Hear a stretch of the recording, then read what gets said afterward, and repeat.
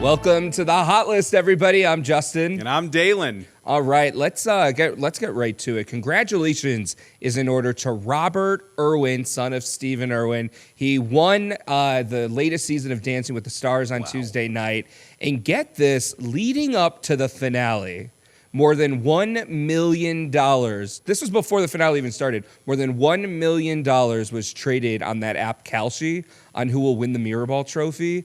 And I think, it really reflects the high level of interest and speculation, surrounding the outcome. The surge in activity, it shows how reality TV competitions have become so popular. But for people to trade and bet money over $1 million, apparently the traders, they were judging the performance scores all season to adjust their positions. But overall, the trading volume showing how entertainment and finance continue to intersect increasingly, and that Kalshi app is getting a lot of attention. Anytime there's an event, a game, award show, people are betting a lot of money on that. I agree, and I think a big issue, with something like this, huge congratulations to Robert Irwin. He seems like the best vibes in the world, best right? Vibes. I think he was a great dancer. I think it was very well deserved. But, people are just gambling on anything now. Yeah. And it's almost concerning how you can bet on something that is it audience voted on who wins? Like people call in and vote? Yeah, well, I think it's half judges' scores.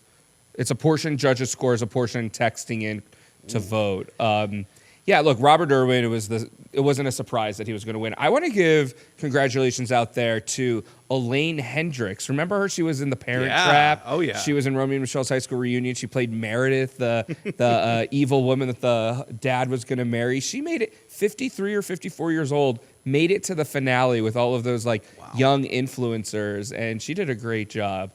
Alex Earle, who is a podcaster, I think she got her fame attached to the Call Her Daddy girl. I think she gave her a platform too, but she's a social media influencer. She came in second. Wow. But I don't know if I would bet money on something like that. I imagine it would be addicting, though. I think it's so crazy how you can gamble on something that if you get enough people in on, you can kind of rig it a little bit, right? Think about how far Andy made it just because people were people liked Andy Richter, yeah. But also a lot of people were like, how funny would it be if we just kept voting for Andy? And now you're putting money on that. That's crazy to me. I think what's cool is that Robert Irwin, about 10 years ago, his sister Bindi won. They seem like the nicest family. He seems like such a good dude. I agree. So congratulations to him. I actually competed in a local version of Dancing with the Stars. Did you really? Yeah, we have a picture of it. Back home in Scranton, Pennsylvania, there I won a local version of Dancing with the NEPA Stars for Northeastern Pennsylvania. It was a charity event that raised money for the Scranton Cultural Center. Wow. So that's me in platform shoes. That was because that dance, the finale dance, was the hustle. There's the Mirrorball Trophy. I'm wearing wicked hair, dude. I'm wearing a 70s fro and an intense tan as well. Also, it's just I think my dancing was pretty good. I'd say so. But the way you won that was that $1. It was $1 a vote to raise money for the for the Scranton Cultural Center for charity for the local arts, and that's how you got to win. So that's amazing. It just goes to show what local celebrities are, because at the time I had just done a reality show and I was writing a local column in a local paper. I was up against a local TV reporter, and then the other local celebrity was the vice principal of the local high school. Wow. Yeah, but no, it was a fun time. We actually had an intense schedule too. A couple times a week, I was rehearsing all summer long. It was I did the Argentine tango and I did the hustle, and I had a great time. And I don't know if I ever became a celebrity if I would do the real Dancing with the Stars, because those people, they tough. Get injured. Yeah, they it looks like really, really tough. One of my biggest accomplishments, I'd say, back in middle school, I was voted my sixth grade class in the yearbook Best Dancer. Oh. And that meant the world to me. And so I chased trying to be Best Dancer for the rest of middle school. Did not get it again, but I got it. I got it by cranking that Soulja Boy at a talent show. Oh, you did Soulja Boy at a talent show? And then I don't know why, but I kept bringing it up to people. Like, yeah, I cranked that Soulja Boy. And so eventually they played it at my wedding last month. Oh. And let me tell you, I could still crank that Soulja Boy. Oh, I need to see this on video. Oh, you know what? We might just have to. I might be able to track down a video or two of that. I want to see. We need to have like a side-by-side. Yeah. You at your 6th grade talent show, and then the wedding? You at your wedding. Yeah. Perfect. All right. Well, you know who I bet could crank that Soulja Boy? Oh gosh. Martha Stewart. Oh no. Okay, old Martha. So Martha Stewart, she is now in her jeans era. She was announced as the new American Eagle. She's in the new American Eagle jeans ad post the Sydney Sweeney controversy. I guess who can hate on Martha? I guess that's a wild follow-up celebrity, right? It's like she's in her 80s. Let's Google how old Martha Stewart is. And the thing about Martha is that while you Google that, she is just involved in so much random stuff. Like the friendship with Snoop Dogg alone is enough to go, what's going on here? And that's who I would want to have Thanksgiving dinner with if Absolutely. I could have Thanksgiving. Can you imagine having Snoop Dogg for that cousin walk and then Martha Stewart for Thanksgiving dinner? What a combo. She's older than I thought. Guess how old? Is she like in her 90s? No. Oh, she's okay. 84. Whoa, but still. All right, Martha. Wow, and she's in an American Eagle jeans ad. Amazing. Good for her. Good for her. So. Someone who might be a little too controversial to be in an ad coming up. Okay, there's a celebrity. She said something a little crazy. Oh, imagine. Yeah, imagine a celebrity saying something crazy. You know who Kate Beckinsale is? I don't actually. She's gorgeous. She's beautiful. She is a very popular actress. So she was on Jimmy Kimmel Live. Okay. And she told a story about her daughter's boyfriend that, let me just say, one, if I'm dating a celebrity's daughter and then that celebrity goes on Jimmy Kimmel and tells a crazy story about me, right? I don't know if I'd be too happy about it. Yeah. Especially this one. Guess what she claims her daughter's boyfriend can do. I'm horrified to even take a guess. I sure hope it's nothing like in the bedroom, is it? Probably. He could do it there too. There's probably a lot of places he can do this. But Kate Beckinsale she's going viral right now because she told Jimmy Kimmel with a straight face, totally in all seriousness, she said that her daughter's boyfriend lays eggs. Like drop, like squat, an egg. Drop, yeah, an egg. Just a whole egg. Yeah. She says Why? she's seen them. She didn't show the pictures on TV, but apparently she said that she showed I've read articles that said she showed Jimmy Kimmel the pictures of the eggs. That's so much worse. Yeah, she said that when she found this out, she called every doctor she knew. So I Googled it. Here, you can't do it. Basically, no. You can't do it. No, so, you cannot. So I want to know, is Kate Beckinsale's daughter dating some kind of freak, or is Kate the victim of a terrible prank?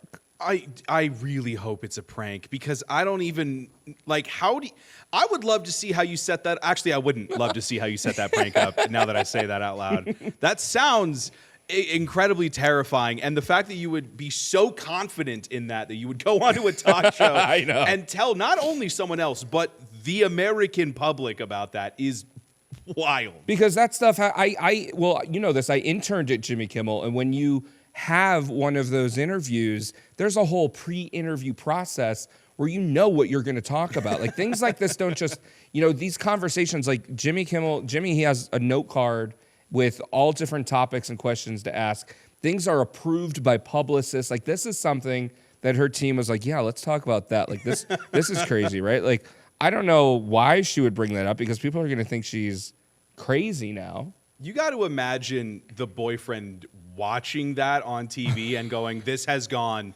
way too far. He's like prank ever. Best prank ever. I mean, not to this level, but it reminds me like when I was like still living at home, me and my brother and sisters, we would sometimes talk like this to my mom. We go to make her think she was like losing her hearing.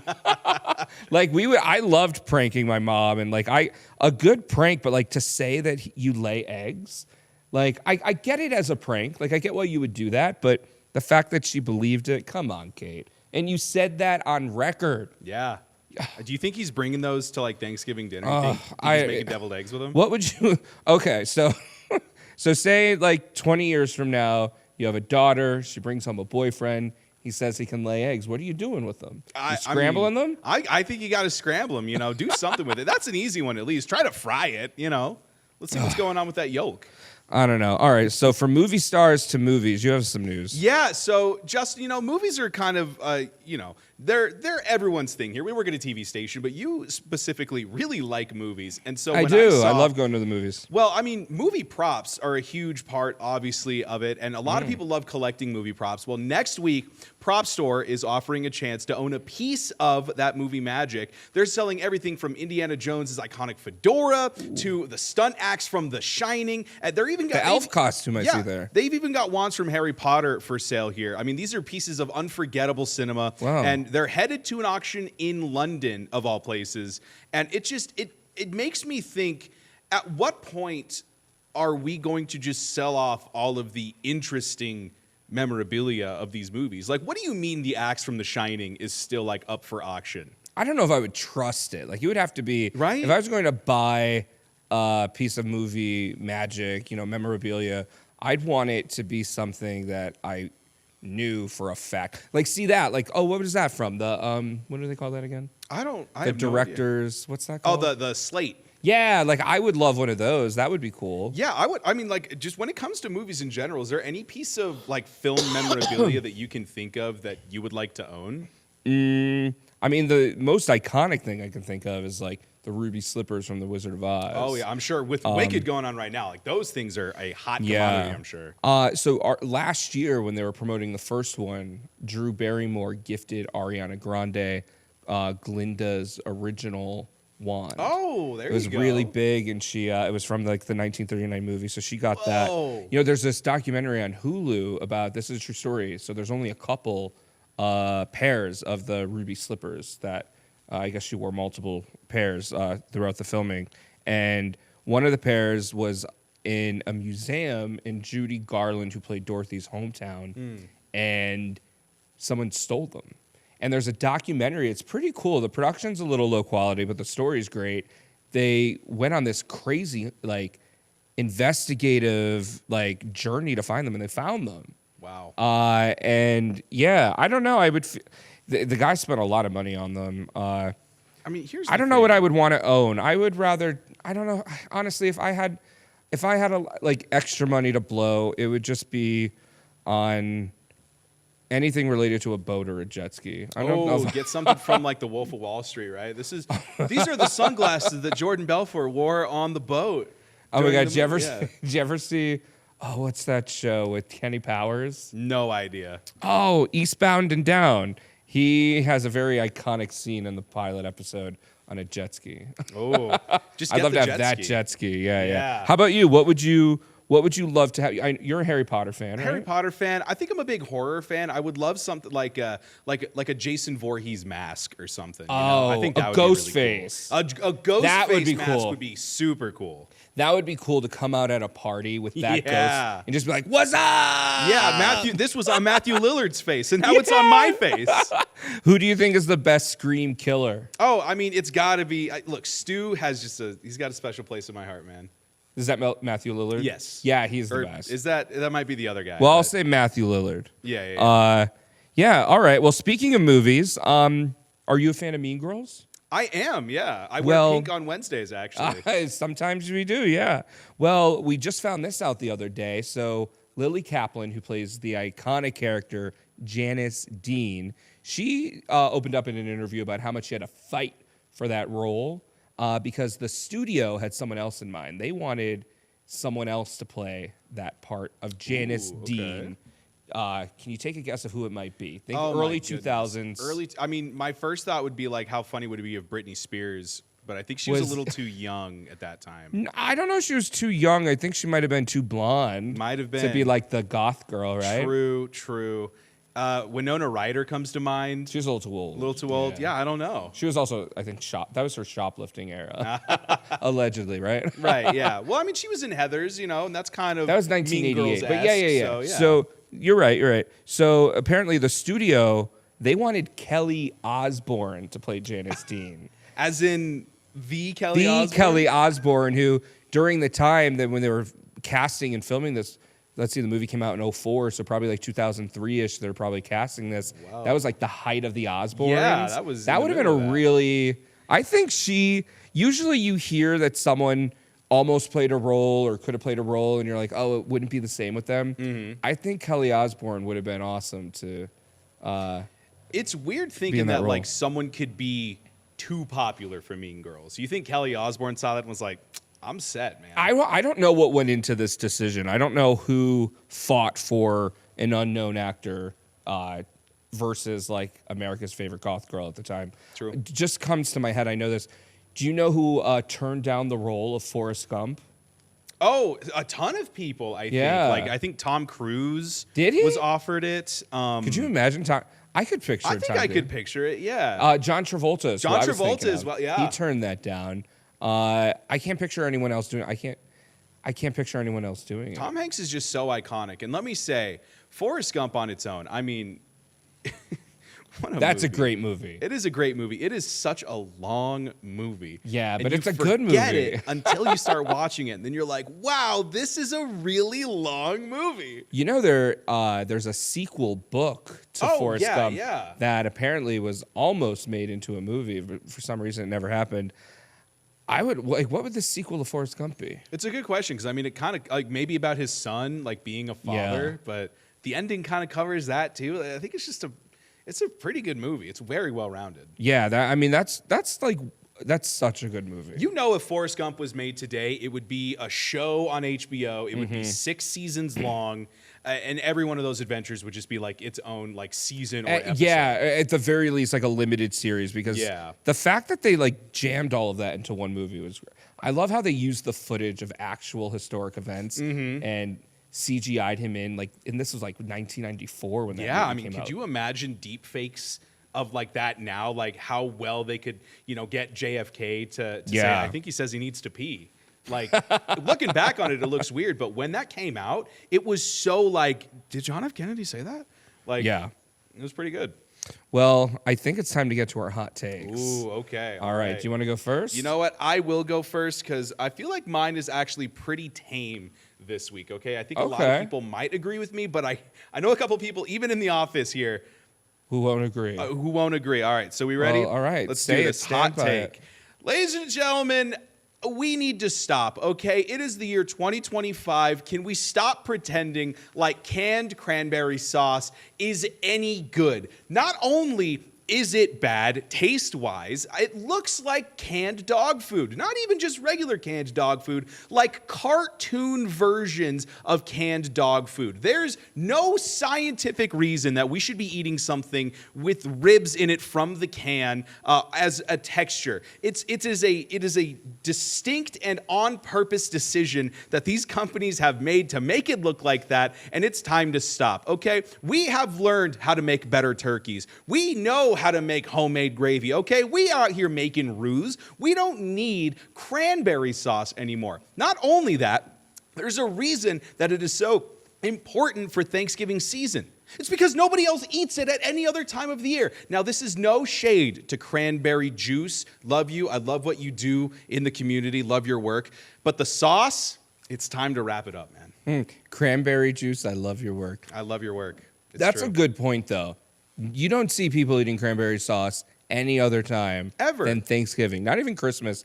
Thanksgiving. Yeah, and it's fine, if you make your own cranberry sauce, but what are we doing with this canned stuff, man? Well, where does all this cranberry sauce go with the rest of the year? It's true. It's true. Are It we- sits next to the pumpkin puree in the back of the shelf. How old are these cans when they're in the store? Are we getting like last year's? Yeah, Are man. we, oh man, I don't know. That's That's a good hot take. I think that's fair. I think a lot of the viewers will probably agree. Yeah. Well, and if you disagree with me, good. It's a hot take. All right. Well, here's my hot take. All right. My hot take. Thanksgiving is not a peaceful holiday. It's the purge with mashed potatoes. In fact, I think it's time we start embracing fights with loved ones during the holidays. Look, it's going to happen anyway. We might as well lean into it. You heard me. Gobble, gobble, and glove up, people. Thanksgiving is the family UFC match that we might not have signed up for, but we're going to get it anyway. Look, hear me out. Every year, people say, don't bring up politics, don't ask personal questions. No. If we're going to pretend cranberry sauce is real food, we can handle confrontation. This is Blood Relative Thunderdome. 5 minutes in, and Grandpa's already blaming Joe Biden that the turkey's dry, and your mom's explaining that the weather is related to Trump being the Antichrist. Oh, and then Aunt Linda, she's asking, why don't you have kids yet? Let's talk about the real reasons, too, that everyone's tense. Your brother's wife, who thinks she's the most beautiful woman alive, but in reality, the only way she'll ever be hot is if she gets cremated. The type of woman who says, I don't watch TV like it's a personality and carries a Michael Kors bag from Ross like it's Balenciaga. Everything in life is about perspective, though, right? So don't look at the chaos that's coming this Thanksgiving as a Hallmark movie that shifted into an HBO war doc in 3.5 seconds. Instead, view family arguments like free theater, where people can't act, but they're very committed to their roles. Plus, you learn more about your family in one argument than 10 years of small talk. A calm Thanksgiving, it teaches you nothing. But watching your grandparents debate inflation, well, that's a crash course in economics and psychology. So yeah, Thanksgiving isn't a meal. It's family court with appetizers. Just be grateful you have loved ones who will fight with you and still love you unconditionally. So happy Thanksgiving, everyone. May your turkey be juicy and your comebacks devastating. Wow, that is a scorching hot take. I know some people, me included, I'll do anything to avoid family conflict, but you seem like you're all for it here. You know, this it was like what Oprah would say, a light bulb moment. I don't like confrontation, but they just happen anyway. Yeah, you get your family together, someone's fighting about something, and I was thinking about that today. I'm like, why not just lean into it? Yeah, so you're saying it's fun as long as you get to kind of sit back and watch the fireworks, right? Exactly. I could agree with that. Because look, if there's some good food on the table, you got dinner and a show. Absolutely, Justin. All right, everyone, that's this week's Hot List. We hope you have a great Thanksgiving holiday, whether you're watching this. And if you're watching this after Thanksgiving, we hope you had a great Thanksgiving and appreciate you tuning in. And see you next time.